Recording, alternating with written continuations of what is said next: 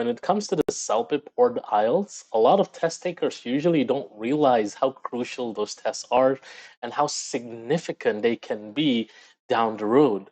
Because a lot of the times I see people just targeting the bare minimum or the minimum requirement that they need just to get through the threshold of maybe a university application or a permanent residency application. But in this video, I'm going to explain to you guys why you should actually aim for much higher, right?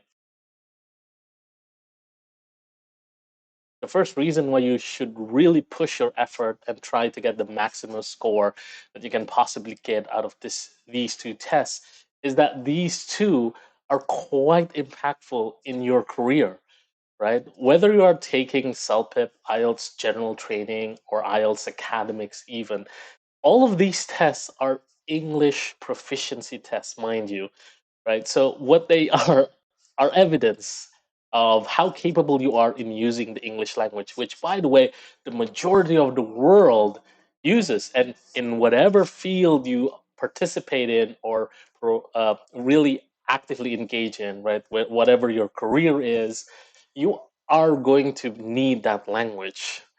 Well, more than not, usually. So when it comes to the CELPIP and the IELTS, right, those tests will prove that ability of yours.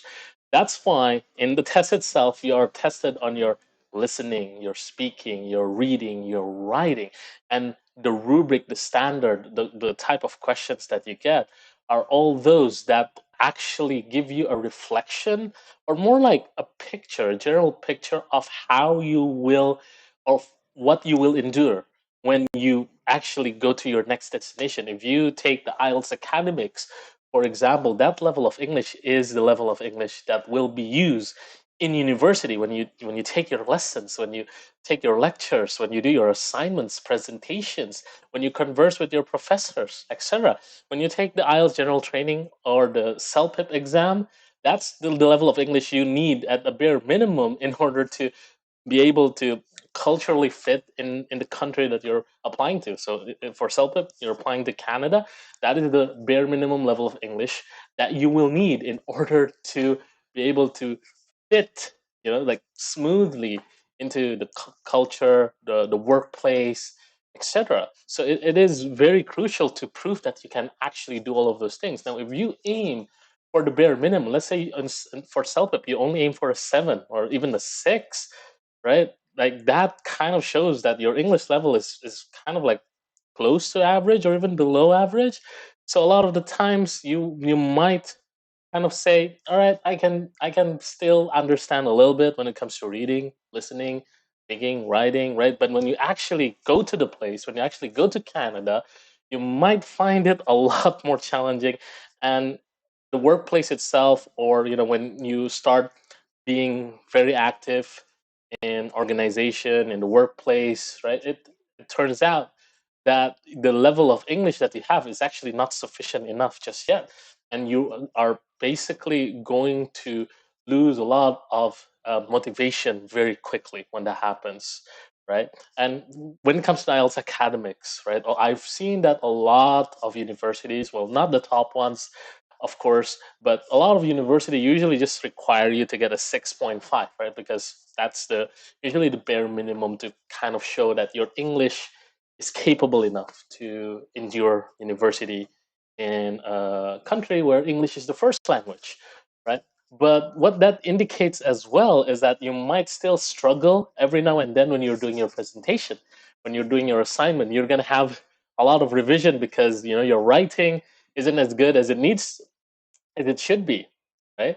And a lot of the times as well, when you are speaking, you might struggle with lecture still. You might not be able to do proper presentations, right? And so when you are taking these exams and you kind of just try to get that minimum band level or minimum score, right? That's basically a reflection of how you're gonna be at your next destination. So it's pretty kind of wasteful if you don't push for a higher level, right? Because with a higher level, you kind of immediately showcase that you are ready for any unexpected situations when it comes to, English writing, English listening, English lectures, English presentation, right? You are ready for all of that, regardless of the difficulty level. And even if it is maybe a little bit more difficult than you expected, it won't take you that long to adjust,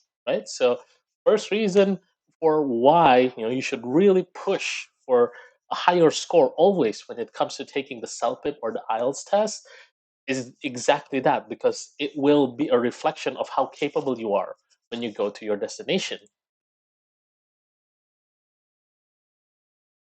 In addition to that, CELPIP and IELTS can actually open up more opportunities for you, whether that be in careers or academics. Now, imagine that you are applying for a business course, for academics, and you basically got a 6.5 because that is the minimum requirement, right? You successfully get accepted, but then you see that it's very difficult to adapt because your English level is at that level where the effort that you need in order to adapt very quickly is a lot higher, right?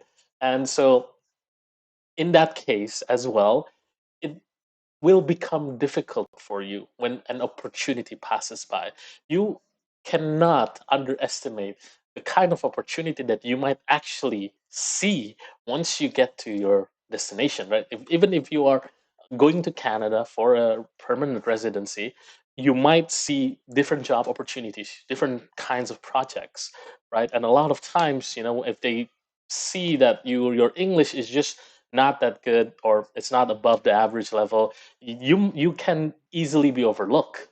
Right? Same thing in academics. If you see that opportunity to work for a professor, to participate in a research, but your English is just not at the level that the professor needs or that is required, you're going to have a hard time applying to those things. You're going to have a hard time having that confidence to take on those opportunities that might actually be really beneficial for you. Right now, if you imagine you push yourself from the very beginning to get a band 8 or a CELPIP 10, right? And in those kind of situation, you'll also get accepted, and you get to your destination. A lot of opportunities come across your face. You can confidently apply to them. So as long as you have the other skills that are necessary, right? Because once you have basically the English skills covered, right, the rest is basically just relying on your professionalism, right, your professional skills, and that's about it, right? You won't have any difficulty in kind of just applying here and there and getting those really nice and opportunities that can boost your career, boost your academic credentials. So in that case, right, it is a lot more safer, more convenient for you to really score a high band or a high score in any of those English proficiency tests, CELPIP and IELTS, because again, you cannot underestimate the opportunities that you might be able to get that might come across you unexpectedly. And if you get an opportunity like, oh my God, that's is such a really good opportunity, right? But your English level is like on average, or like below that, it's going to be really disheartening for you. It's like, "Ah, my English is not that good. I'm gonna just lose to the competition very quickly, right? But if you have an 8 in IELTS or a 10 in CELPIC, you go like, I know I'm confident in participating in the exam or the entrance or whatever test that they give you, and also the interview, because of course the interviews most likely will be done in English. And lastly, don't forget, IELTS and CELPIP, they only last for a certain number of years too. So in that case, right, again, it relates to the previous points of having opportunities, right? If you do come across a really good opportunity, and let's say one of the requirement is definitely an English certificate, and the requirement is actually higher than what you got previously, right? You might force yourself to do the test again, right? You're gonna have to spend money again, or even like money for extra courses so you can be more prepared for the test. but that means you're putting in extra time, extra money when you already did the same thing literally maybe a year ago, right? And so in that kind of situation, you are basically doubling the effort, doubling the time, doubling the money, right? When easily you could have just done double just the effort in the very beginning and then spend half of the money in the beginning and get a really nice band, a really nice score from the very beginning. And so within that time frame where your certificate is valid, you don't have to worry about retaking the tests. You can just continue to rely for the full 2 years or for the full duration that your certificate is valid in order to use it to apply to anywhere where where you want or where you feel it can easily boost your chances of getting accepted. So just purely because of those three reasons, right, you should realize how important it actually is to score the best possible score that you can get for either CELPIP or IELTS. And thankfully, here in HZad Education, we have everything that you need to reach those targets. So please feel free to check out the link in the description below. We have tons of courses, tons of videos, tons of materials, tips and tricks, right, that you can easily learn at your own pace. And we have a policy of money back guarantee. So if you don't get an 8 on IELTS or a 10 on CELPIP, money back guarantee, no question asked. So hopefully this video helps explain a little bit. You should really consider always, right? Like, okay, I'm going abroad, I'm gonna did IELTS, I'm gonna get an 8. That's the mindset, right? And again, so as long as you practice in the most appropriate way for your capability, for your level, right? And in HZad Education will help you as well to determine your own pace if we need to. You will definitely achieve that goal within the time frame that you need, right? And so hopefully all of this explanation helps. And if you have any questions, please feel free to leave a comment below and we'll do our best to answer. So have a nice evening.